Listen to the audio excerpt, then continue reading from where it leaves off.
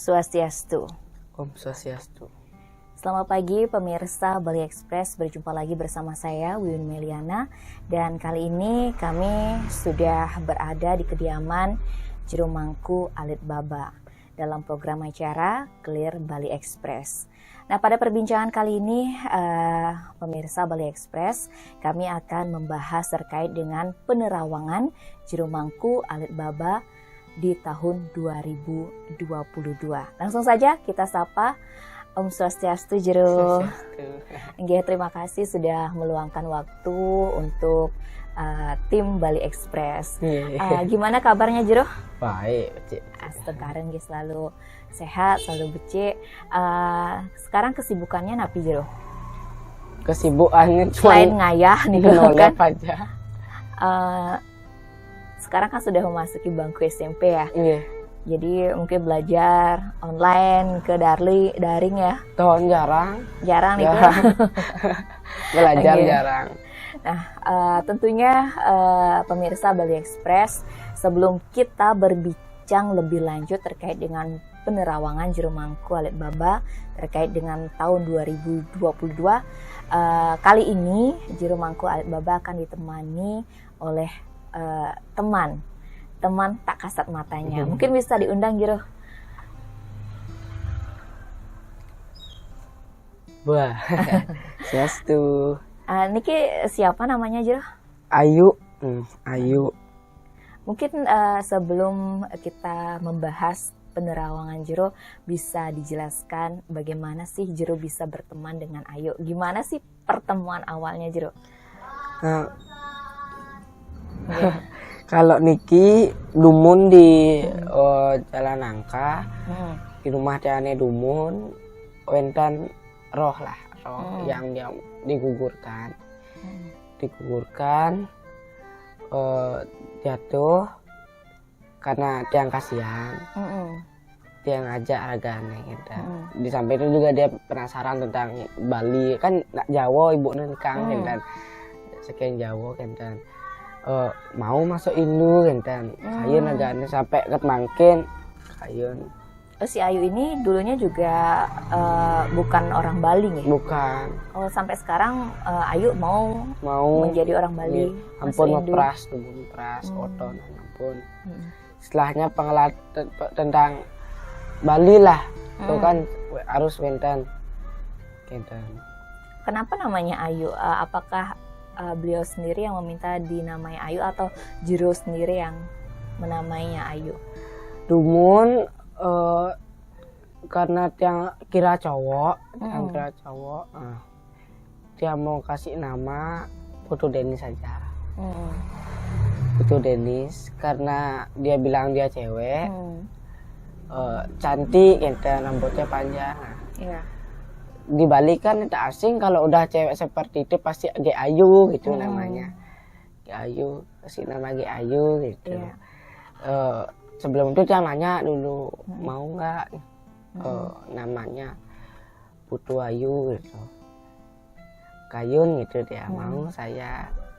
Dulu malu manggil tiang tuh nggak tahu manggil apa, tak manggil kakak nggak mau, malu.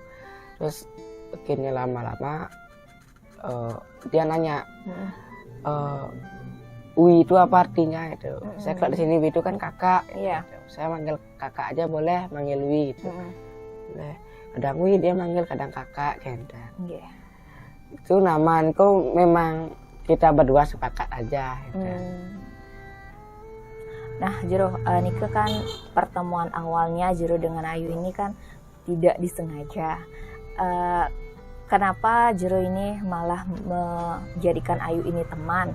Kan banyak juga nih mungkin roh-roh di luar sana yang mungkin tidak memiliki teman. Kenapa Ayu? Yang apa sih menariknya Ayu nih? Ini sangat menarik. Mungkin bisa dijelaskan apa sih yang membuat Jero tertarik dengan Ayu? Yang pertama, yang suka anak-anak. Yeah.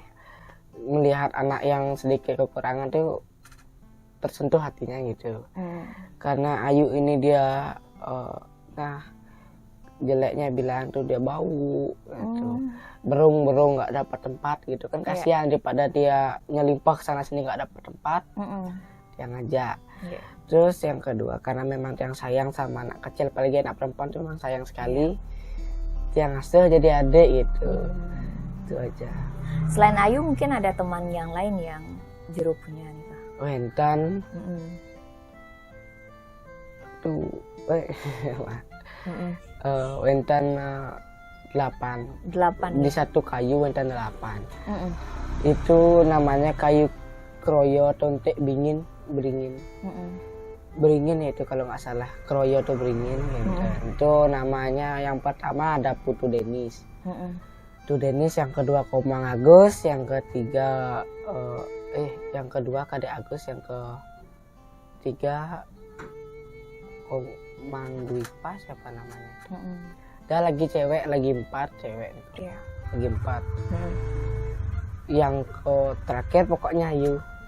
Yang berarti Ayu ini teman Jero yang terakhir ditemukan nih Kang ya. Nah, Ayu ini kan ditempatkan pada sebuah boneka.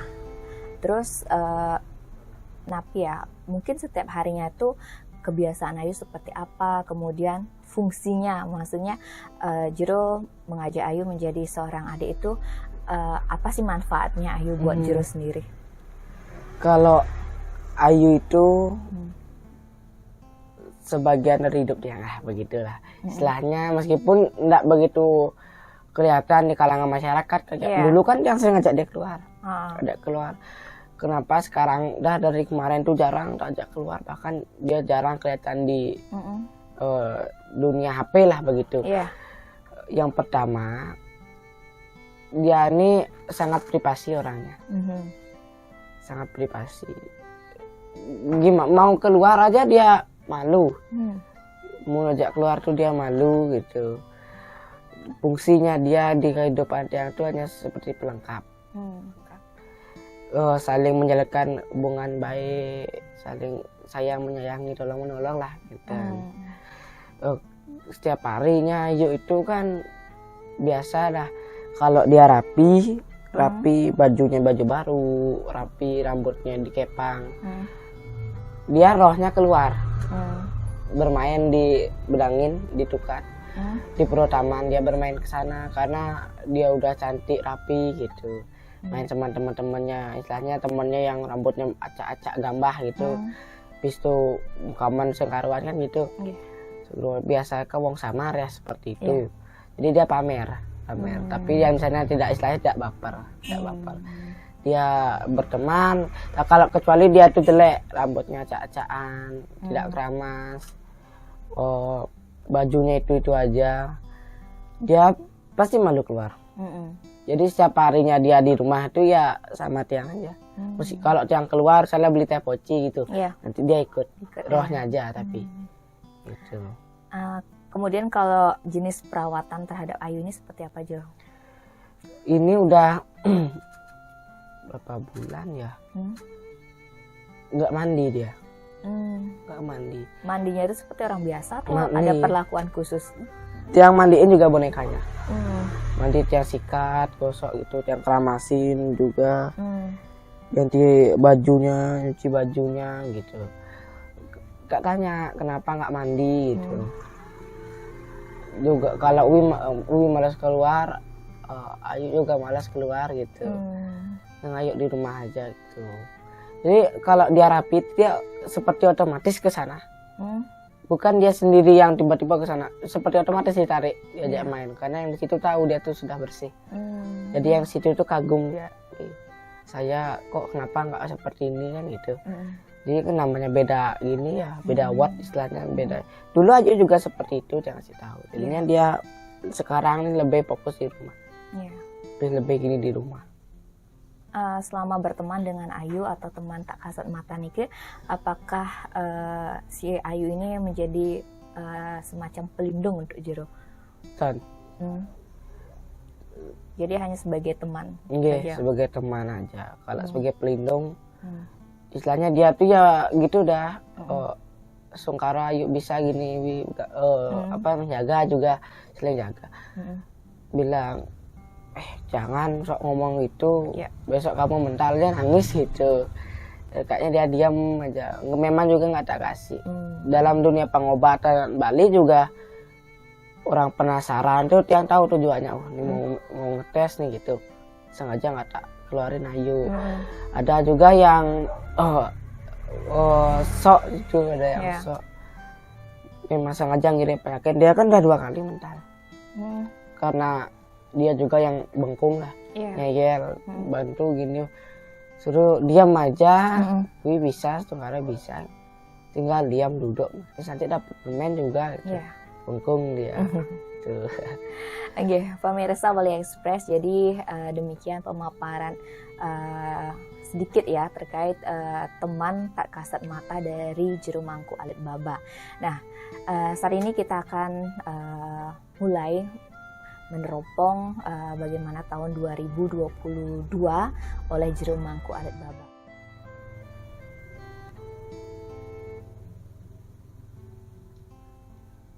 Di awalnya 2021 itu kan ada suatu hal yang menyenangkan di kalangan masyarakat. Hal yang menyenangkan itu hanya sementara, hanya sementara sekali. Sebenarnya kalau ada hal ini hal itu kan tergantung manusianya, tergantung manusia bagaimana istilahnya memimpin, bagaimana istilahnya menggiring warga untuk baik, itulah ya. Purwotan yang bermaksud nyendah niki ngomongnya. Istilahnya memang seperti itu yang dia lihat di pertengahan, istilahnya niki pertengahannya itu kembali lagi kepada masyarakat, bagaimana tentang dunia ini. Istilahnya dalam peneropongan penerawang ini kan yang pasti itu mikir dulu, mikir. Jadi tidak langsung itu dari beliau yang memberikan PPC ini begini tidak. Itu yang pribadi ya. Bisa dicari siapapun ya, balian siapapun, dia itu pasti mikir, dia belajar dari kesalahan sebelumnya. Bagaimana dunia sebelumnya itu kan dipelajari dulu. Kayak kemarin sekarang ini 2021 ini begini. Dia berharap aja 2022 ini awalnya dari tiang pribadi ini pasti menyenangkan awalnya. Itu hanya sementara.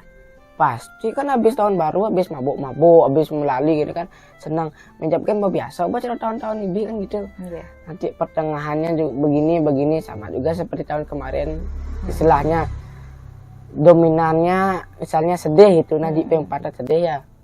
Nih di kehidupan 2022 ini semoga baru dia, tumbuh bunga baru, harum, bagus gitu. Ditutup dengan kipo gitu.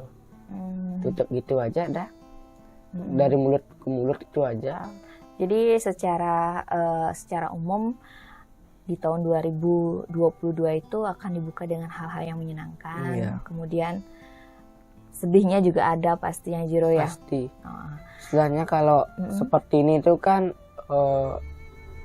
siapa sih yang nggak tahu, nanti kan pasti ada seperti itu. Siapa sih yang nggak tahu nak merolekat nawang 2022 kini pasti seperti itu. Kalau versi tiang kan simpel aja. Karena masih banyak sesepuh yang harus menjawab lah istilahnya. Lebih bagus peneropongannya. Kalau tiang bukannya takut salah atau gimana, gininya takut tidak pas dengan suatu omongan. Yang ngomong sekarang seperti ini besok belum tentu terjadi. Alam yang akan membelokkan itu, alam, bukan apa-apa, alam yang akan membelokkan. Nanti di situ kita pasti akan diserang oleh netizen yang bermulut bangau, itu pasti akan diserang. Itu pada intinya tetap berdoa ya, Tungkaro. Lebihnya supaya menyenangkan di 2022 ini supaya bagus dia. Kalau mikirnya lain ya pasti akan lebih buruk daripada 2021 ini. Apalagi makin bencana banyak. Bencana banyak. As Tungkaro di Desember ini bencana sudah banyak keluar. Di kedepannya tidak. Ini kan baru tanda gini. Baru istilahnya segini. Pengen biar ndak pecah jadi pulaunya. Biar ndak pecah. Jadi sarang raga ngurus titi bakti, berdoa. Ini kedepannya ini yang tidak tahu bagaimana, istilahnya tidak terlalu jelas kelihatan. Jangan melihat buram, jangan boleh pangipi tiang manjus di kini Nusa Penida, melukat di Nusa Penida, di pasti pipun maklun lagi. Kadang aja ombak ke tengah kalau tan kelam, tan singa ampun jangan nyingaan sedikit buram jagat Bali itu sedikit buram. Nah pingin sedikit buram gitu tapi mau benar. Sebenarnya padahal Bali itu sudah banyak melakukan istilahnya acara adat lah gitu tentang parisuda bumi, gini tapi kenapa hasilnya sama? Ya karena apa? Alam kan itu dah seperti dia bilang sekarang begini besok sudah beda. Pasti tidak bisa siapapun kecuali ilmu itu apa nama itu profesor dia kan bisa meneliti bulan kengken itu baru emang karena dia pakai alat. Kalau kita pakai alat itu pemikiran tidak bisa. Kalau dibilang bisa itu hasilnya tidak sama dengan kenyataan itu pasti itu ya, mungkin tidak. Sekarang kan sudah misalnya zaman now ya sudah modern sekali lah begitu. Jadi nilai tradisional itu sedikit bukan semua sedikit terlupakan. Seperti gini tradisional begini sudah sekarang lebih canggih begitu. Nanti dari bodoh pasti begitu. Hanya satu orang ya 1001 di antara semua itu satu orang yang akan mengingatkan kita untuk gini. Nah Jero, kemudian dari BMKG sendiri kan juga sudah memberi sinyal bahwa ada potensi terjadinya tsunami dan juga gempa di beberapa daerah di Bali juga diberi sinyal akan ada tsunami. Menurut Jero bagaimana Jero? Nah ini yang sempat dengar juga tanda tsunami mantan kayak linuh lah ada gempa pasti ada tentang istilahnya Bali ini bergejolak dia. Di Beten Bali sejarah istilahnya hewan-hewan mitologi Bali itu pasti bangun. Itu bukan hanya sekedar cerita nih kak. Tiang sendiri pada nyengaan be menggede mon kapal di laut dia cara nak ngipi oleh cara nak ngipi be gedean mon kentana mobil kentana ke mon perahu mobil nih kak. In cara be laut di lantang niko cara be barakuda lah model lantang pesut tapi ada niko. Saya cara lipi jalan berenang sekalinya dia belok ombak besar datang istilahnya begitu lah. Mungkin di Selat Balinya ada nama khusus kayak kura-kura Bali kan melewang nalo namanya mungkin itu ada nama ininya kayak bejulet gitu dia tapi julet kan itu kat hidupnya bukan di laut gitu seperti itu. Jadi Jero juga melihat hal serupa di tahun 2022 nih ke tentang lino gitu. Tapi Astungkara dari kemarin itu memang ada lino tapi tidak begitu terasa keras tidak. Nah Astungkara ya dados yang lunas yang ngajang begitu aja kanggoin istilahnya bencana biar tidak menimbul kerusakan. Misalnya kalau menimbul kerusakan itu manusianya tidak mau bertanggung jawab. Istilahnya Pak menang tanggung jawab, tapi itu dah harus ada pelemasan mulut dulu, harus ada ini baru berjalan. Biar tidak seperti itu, kasihan juga istilahnya masyarakatnya juga kan tertekan jadinya. Begitu. Oke.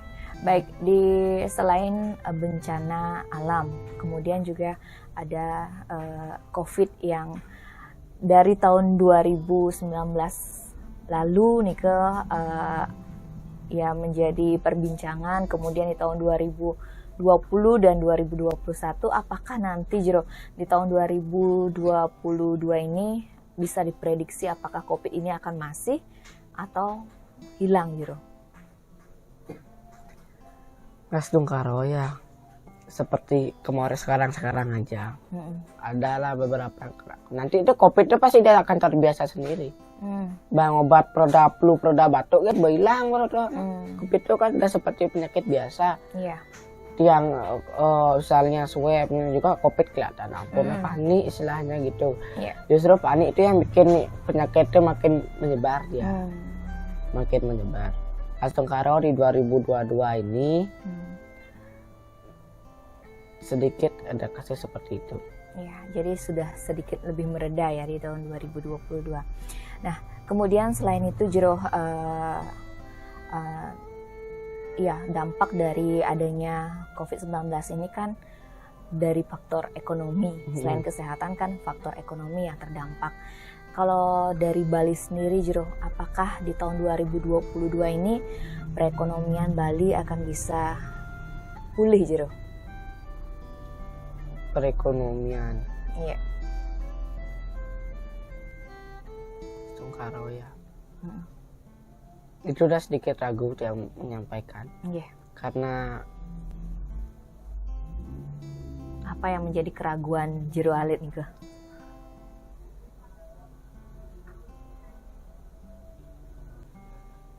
Perekonomian ya. Astungkaro Bali bangkit itu. Bali bangkit, perekonomian lancar. Sebenarnya kalau dibilang lancar ya, sekarang lebih lancar daripada kemarin-kemarin. Istilahnya meningkat sedikit. Darinya 7 meningkat ke 13 kan begitu. Meskipun hanya segitu Astungkaro. Nanti di 2022 ini ya akhirnya begitu aja dah, sama kayak ada kemarin. Peningkatan tapi perlahan ya Jero ya. Perlahan. Itu juga tergantung mulut orang atas. Tergantung mulut orang atas. Kita hidup ini kan tidak hanya dipimpin oleh Betaro, tidak hanya oleh Betaro. Banyak juga seperti atasan-atasan kita yang menuntut kita. Juga tergantung itu. Gimana kita. Jadi Tiangkot juga bingung jawabnya. Setelahnya ekonomi. Kalau sudah mendengar kata itu pasti sedikit runtak baju itu. Kasihan masih banyak orang yang inilah gitu. Kasihan untuk menyampaikan gitu. Tidak sampai hati lah gitu. Tapi jika dilihat Bali yang dipimpin oleh pemimpin yang sekarang, apakah nanti bisa membawa perubahan yang lebih baik gitu? Nah kalau itu berdoa aja udah. Berdoa aja. Astungkaro ya Bali tetap bersatu, tetap bagus. Terutama persatuan Nusantara Indonesia itu harus tetap. Itu harus itu. Kalau persatuan cara jani kan ya pasti kita di warga Bali menyamuh. Jangan dari Denpasar ke Karangasem itu pasti menyamuh.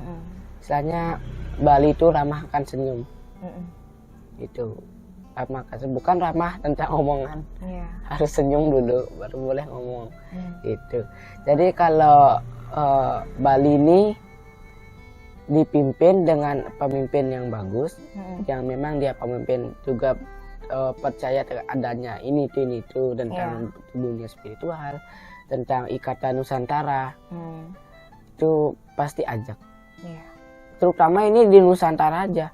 Kalau udah benyah di Nusantara, yang kecil-kecil juga pasti benyah. Karena uat Bali itu ada di mana itu. Ya pasti kita kembali ke Nusantara juga kan. Tuh. Jadi begitulah Bali ini tergantung dengan Nusantara. Baik, mungkin satu lagi yang bisa disampaikan Jero terkait dengan perpolitikan. Wah, gimana nih Jero untuk situasi perpolitikan di tahun 2022? Mungkin ada tokoh-tokoh yang mungkin dulunya dia kecil atau namanya tidak terlalu terlihat ya. Kenapa nih Kak Ayu? Lewat tikusnya kan. Mungkin bisa Jero Alit sampaikan ya terkait situasi perpolitikan di tahun 2022. Mungkin ada tokoh-tokoh yang dulunya tidak terlalu terlihat di tahun 2002 sangat menonjol, begitu juga sebaliknya, atau mungkin ada tokoh-tokoh yang berpulang nih ke Jero, bisa diprediksi nggak Jero?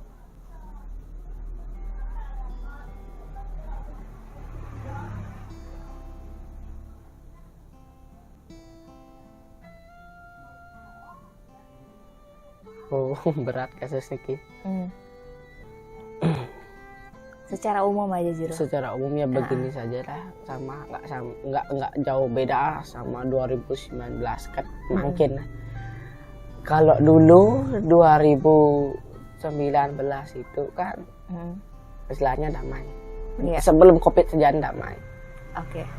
Mungkin dia istilahnya jahat pemimpin, dia ada berarti sama rakyat. Kan zaman makin kita susah, di situ lebih susah. Belum kena ini lagi, belum kena itu. Nah, Rago hidup di biasa-biasa ini kan modal bayar air, bayar listrik, makan itu aja. Belum kebutuhan lain itu. Yang di atas itu dikira dia tenang begitu kan. Dia lebih memikirkan kita. Gitu. Bukan yang membela yang gitu. Dan pertama prediksi yang nikah. Yang kedua, yang akan mendatang ini akan semakin istilahnya terpuruk. Keadilan itu entah kemana. Itu pasti ada tuh. Jangankan 2022 nanti, kita ambil dari kesalahan sebelum ini, pernah lihat keadilan yang benar-benar adil? Menurut yang melihat itu tidak. Itu kan terbayar dengan uang. Nah, pura ampun dia sakit kena kene pidana menjo ya. Dan macam angge canda-canda niki jero. Nggih canda-canda niki. Ampun. Serius. Nah, kemudian Jero selain tentang perpolitikan, mungkin Jero bisa juga sampaikan terkait inisial-inisial orang yang beruntung gitu loh. Siapa sih mungkin inisial ini yang beruntung di tahun 2022, inisial ini yang kurang beruntung, mungkin bisa dijelaskan Jero. Bisa diprediksi atau diterawang nggak Jero? Kalau itu sedikit mungkin bisa ya. Iya.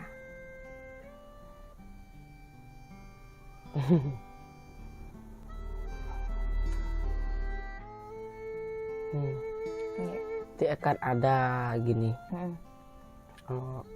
Ada artis-artis baru, maupun itu di Bali atau di luar Bali itu ada artis baru yang itu juga mengundang ketajaman mulut netizen.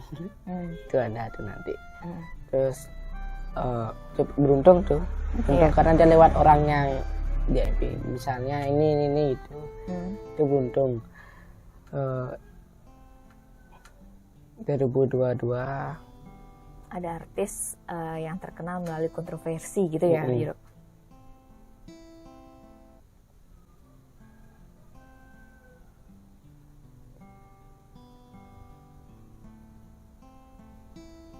Nanti juga akan ada genten lah, istilahnya duka. Ada istilahnya berduka. Itu aja sih. Baik Jero, tadi kan sudah disampaikan secara khusus ya, baik itu dari bencana, situasi politik, kemudian situasi perekonomian yang bakal terjadi di tahun 2022. Mungkin bisa diprediksi juga Jero secara umum, apa sih yang harus diwaspadai di tahun 2022 nih Kak?